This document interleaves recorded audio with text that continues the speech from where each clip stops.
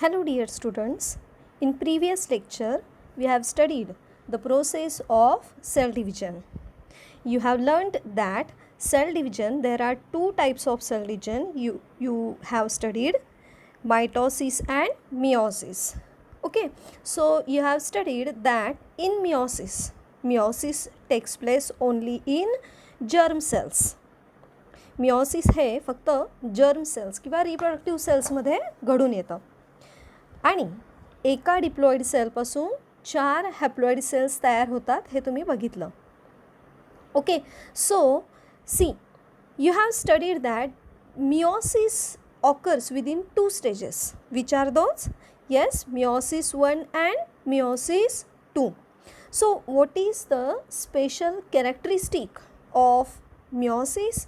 Yes, during meiosis crossing over takes place between homologous chromosomes, right?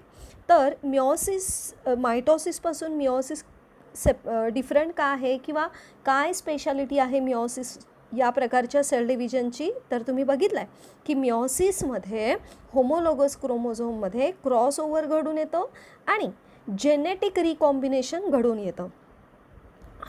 But however during which phase genetic recombination occurs. So आपण बघितलं की meiosis 1 stage जी आहे त्यामध्ये prophase 1, metaphase 1, anaphase 1, telophase 1 या 4 सब phases येतात, right. So during prophase 1 जी first step आपण बघितली interphase नंतरची मिओसिस 1मध्ये, त्या प्रोफेज 1मध्ये ॲक्च्युली जेनेटिक रिकॉम्बिनेशन घडून येतं. So I told you that prophase 1 in meiosis 1 is quite lengthy process. Interphase नंतर जेव्हा प्रोफेज 1 स्टार्ट होतं मिओसिस 1च्या स्टेजला, तेव्हा प्रोफेज 1 जी फेज आहे ना, तेव्हा जेनेटिक रिकॉम्बिनेशन घडून येतं. ओके, आणि ती जी फेज आहे ही ती खूप लेंदी प्रोसेस आहे किंवा त्या प्रोसेसला किंवा त्या स्टेजला खूप वेळ लागतो. ओके, कारण तेव्हा जेनेटिक रिकॉम्बिनेशन घडून येतं. Now let's C how that genetic recombination occur during the prophase 1 in the meiosis 1. Okay, so in this lecture we are going to discuss about the stage prophase 1 which is included in the meiosis 1. आणि आपण बघणार आहोत की prophase 1च्या सब stages कोणत्या कोणत्या आहेत. Let's see prophase 1 is included 5 substages or 5 stages. Okay, so again I repeat here, prophase 1 is subdivided into 5 substages. Which are those? Here are given liptotin, zygotin, pachytin, diplotin and dikinesis. Again I repeat here, first step in prophase 1 that is liptotin, next zygotin, third one pachytin, fourth one diplotin and fifth one dikinesis. See, या prophase 1च्या 5 सबस्टेजेसमध्ये जी ही lengthy process आहे ती घडून येते, genetic recombination घडून येतं. Now let's C what happens during all those 5 stages. Okay, now let's see 5 stages of prophase 1 in detail. See, all those stages of prophase 1 are not given in your textbook. However, the question is asked in your exercise that with the help of suitable diagram explain the 5 stages of prophase 1 of meiosis.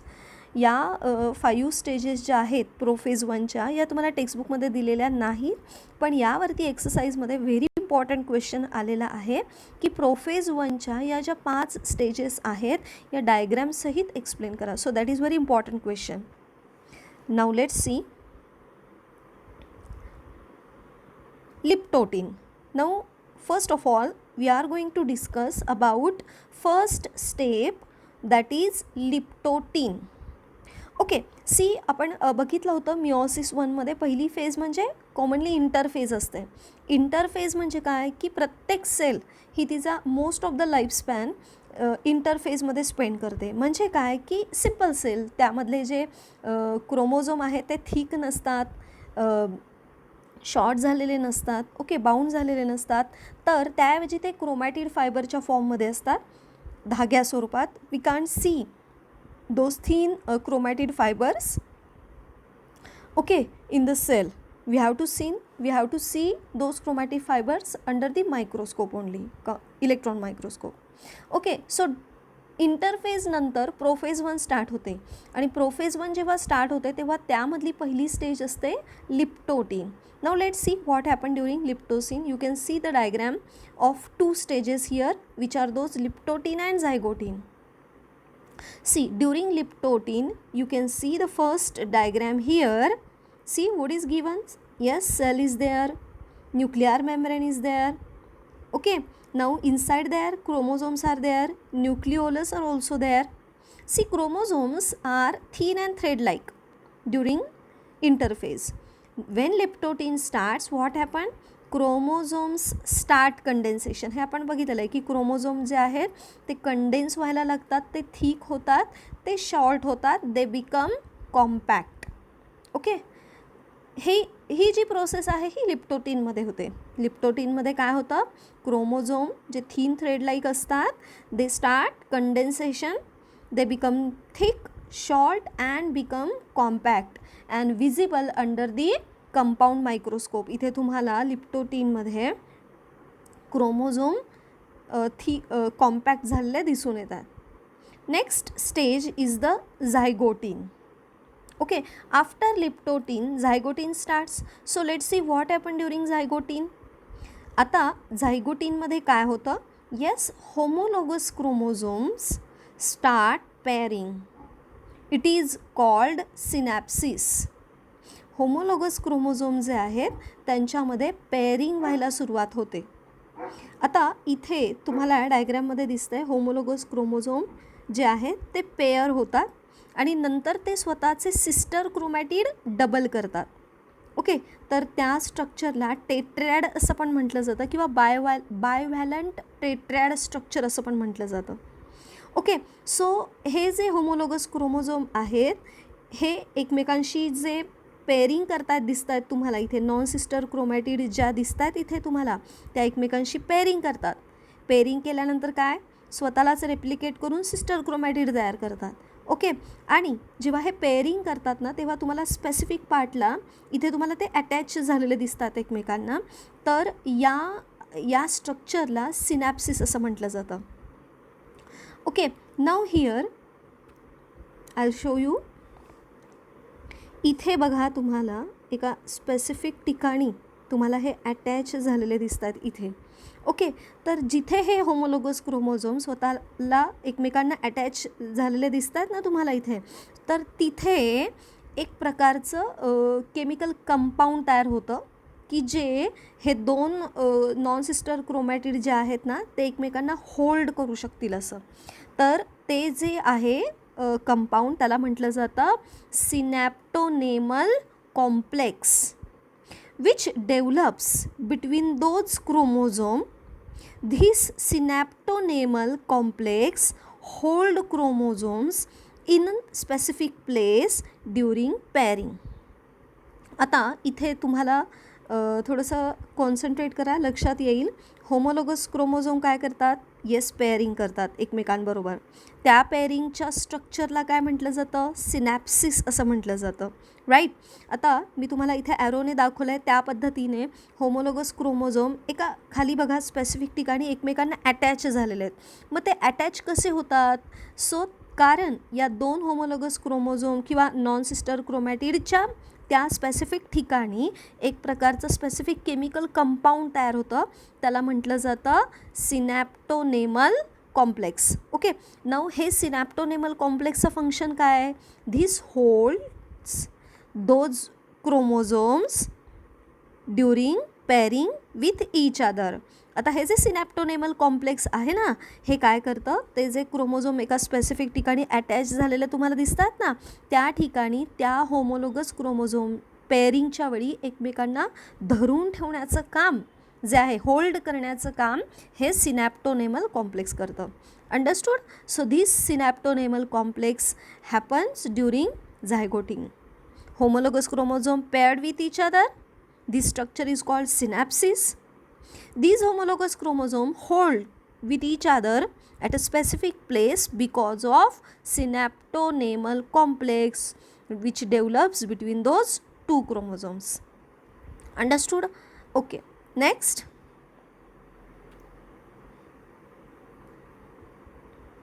Third phase. Now third stage. See, आपण लिप्टोटीनमध्ये बघितलं, homologous chromosome जे आहेत ते condense झाले, ते compact झाले. झायगोटीनमध्ये काय बघितलं, होमोलोगस क्रोमोझोममध्ये पेअरिंग झालं. ओके, आणि हे पेअरिंग होल्ड करण्यासाठी त्या दोघांच्या दरम्यान सिनॅप्टोनेमल कॉम्प्लेक्स तयार झाला. ओके, आणि त्याचवेळी ते जे क्रोमोझोम आहेत त्यांचे क्रोमॅटिड फायबर्स जे आहेत ते डिवाईड होतात आणि बायव्हॅलंट टेट्रॅड स्ट्रक्चर तयार होतं. बायव्हॅलंट किंवा त्याला टेट्रॅड म्हटलं जातं. Now what happens during pachytene? Now actually genetic recombination जे आहे ते पॅचिटिन या स्टेजला घडून येतं.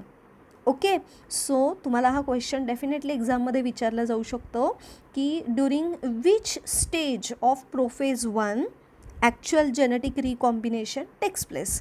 जेनेटिक रिकॉम्बिनेशन जे आहे किंवा क्रॉसिंग ओव्हर जे घडून येतं होमोलोगस क्रोमोझोममध्ये ते नेमकी प्रोफेज 1च्या कोणत्या स्टेजला घडून येतं? Yes, that happens during पॅचिटिन.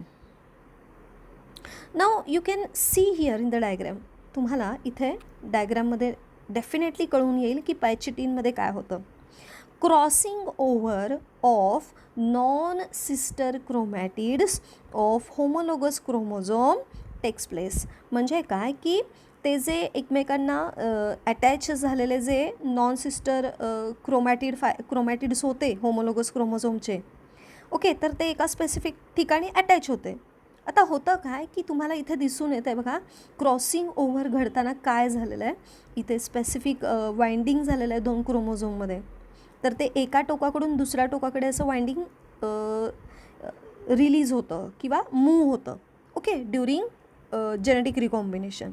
So non sister chromatid आहेत इथे, तुम्हाला एक लाईट ग्रीन दिसतं, एक डार्क ग्रीन दिसतं आहे. ओके, तर त्या ज्या जॉईंट झालेले आपण बघितलं की झायगोटीनमध्ये ते एकमेकांना स्पेसिफिक सिनॅप्सिस तयार करतात.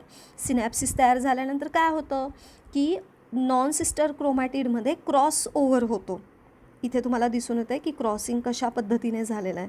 ओके, तर एकमेकांना वाइंड करून ते वाइंडिंग एका टोकाकडून दुसऱ्या टोकाकडे मूव्ह होतं. आता इथे नेमकी काय होतं, क्रॉसिंग ओव्हर होतं म्हणजे काय होतं की हे जे नॉन सिस्टर क्रोमॅटिड आहेत ना त्यातला काही जेनेटिक सिक्वेन्सचा काही जीन्स आहेत ना त्याचा सेगमेंट एका क्रोमोझोममधून दुसऱ्या क्रोमोझोममध्ये आणि दुसऱ्यामधून पहिल्या क्रोमोझोममध्ये असा थोडासा पार्ट जो आहे ना तो ट्रान्सफर होतो आणि जीन सिक्वेन्स दोन्हीही होमोलोगस क्रोमोझोममधला बदलून जातो. That is the genetic recombination. Okay, then genetic recombination occurs because of crossing over between homologous chromosome. Homologous chromosomes still remain paired together at the site of crossing over. आता हे बघा, हे जेव्हा winding up होतं तेव्हा ते उलगडलं जातं. Okay, मग जेनेटिक रिकॉम्बिनेशन झाल्यानंतर एका स्पेसिफिक ठिकाणी ते दोघे अटॅच होते ना, मग ते दोघे एकमेकांपासून सेपरेट होतात का? नाही. जेनेटिक रिकॉम्बिनेशन झाल्यानंतरसुद्धा होमोलोगस क्रोमोझोम पेअर्डच राहतात during together at the site of crossing over. म्हणजे जिथून क्रॉस ओव्हर व्हायला स्टार्ट झाली ना त्या ठिकाणी हे एकमेकांना अटॅच्डच राहतात. Now let's see diplotene. Now this is the 4th stage of prophase 1. Now here in the diagram 2 phases are given which are those diplotene and diakinesis. Okay, now dikinesis, this is the last phase or stage.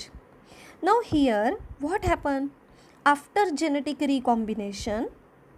What happen, त्या दोन homologous क्रोमोझोमच्या दरम्यान जो सिनॅप्टोनेमल complex तयार झाला होता की जो त्या दोन क्रोमोझोमला होल्ड करत होता, धरून ठेवत होता, तो डिझॉल्व्ह होऊन जातो. म्हणजे काय, निघून जातो. सिनॅप्टोनेमल कॉम्प्लेक्स डिझॉल्व्स. होमोलोगस क्रोमोझोम इथे तुम्हाला फिगरमध्ये दिसतात. होमोलोगस क्रोमोझोम्स सेपरेट झालेले आहेत एकमेकांपासून, पण बघा, except at the point of crossing over. म्हणजे काय की जिथे क्रॉसिंग ओव्हर स्टार्ट झालं होतं तिथे मात्र एकमेकांशी कनेक्ट तुम्हाला ते दिसत आहे तिथे फिगरमध्ये. सो हे जे दोन होमोलोगस क्रोमोझोम एकमेकांपासून सेपरेट होतात, पण एका स्पेसिफिक ठिकाणी मात्र एकमेकांना अटॅच झालेले तुम्हाला दिसतात फिगरमध्ये. So that part it looks like X shaped structure. तर तो जो पार्ट आहे की जिथे हे दोघे एकमेकांना अटॅच्ड आहेत तो पार्ट तुम्हाला एक्स शेप दिसतो आहे, राईट.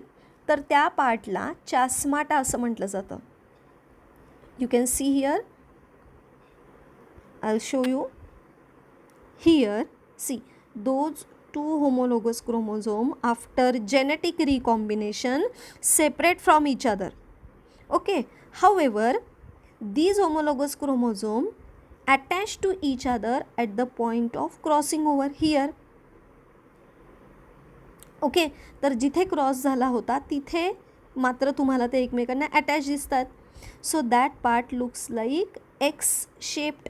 तर ते एकमेकांना अटॅच असल्यामुळे त्या ठिकाणी तुम्हाला हा एक्स शेप स्ट्रक्चर लाईक दिसतं आहे तुम्हाला. So that is called chiasmata. तर ते एकमेकांना जिथे अटॅच्ड आहेत ना त्या स्ट्रक्चरला म्हटलं जातं chiasmata. Okay, so this happens during diplotene. What happens during diplotene? Yes, after genetic recombination those homologous chromosomes separate each other. Why? Because synaptonemal complex which hold them together which dissolves completely, and due to that homologous chromosomes separate. However, at a specific time where crossing over takes place or where crossing over starts, at that place homologous chromosome attach to each other. So that part looks like X shape. Hence that part is called chasmata, where they are attached to each other still. Now the last phase, that is the dikinesis. Okay, so let's see what happened during dikinesis. This is the last phase of prophase 1. During that phase what happened? Termination of chasmata. म्हणजे या फेजला तो जो चास्माटा जो आहे तो निघून जातो. म्हणजे काय की ज्या ठिकाणी हे दोघे तसेच अटॅच राहिले होते ना डिप्लोटिन फेजमध्ये, आता या फेजमध्ये काय होतं की तो चास्माटा जो आहे तो निघून जातो. याचाच अर्थ होमोलोगस क्रोमोझोम एकमेकांशी कंप्लीट सेपरेट होतात. आणि आता ही जी फेज आहे डायकायनेसिस, ही फेज म्हणजेच मेटाफेज 1ची स्टार्टिंग आहे. आता प्रोफेज 1 कंप्लीट झाल्यानंतर पुढे काय होतं? Yes, metaphase 1 starts. मेटाफेजमध्ये काय होतं की ते जे होमोलोगस क्रोमोझोम आहेत स्पेसिफिकली अरेंज्ड होतात पॅरलली, स्पिंडल फायबर तयार होतात. तर याची स्टार्टिंग होते कुठे? डायकायनेसिसमध्ये. So spindle fibres originate here, you can see in the figure. इथे सेंट्रिओल डुप्लिकेट झालेले तुम्हाला दिसत आहेत बघा, हो ना. आणि सेंट्रिओलच्या दरम्यान स्पिंडल फायबर तयार झालेले दिसत आहेत. Yes, the crossover homologous chromosomes now separate. The nucleolus and nuclear membrane disappears. म्हणजे ही जी फेज आहे डायकायनेसिस, या फेजला होमोलोगस क्रोमोझोम जे क्रॉस ओव्हर झालेले आहेत किंवा जेनेटिकली रिकम्बाईंड झालेले आहेत हे कम्प्लिटली सेपरेट होतात.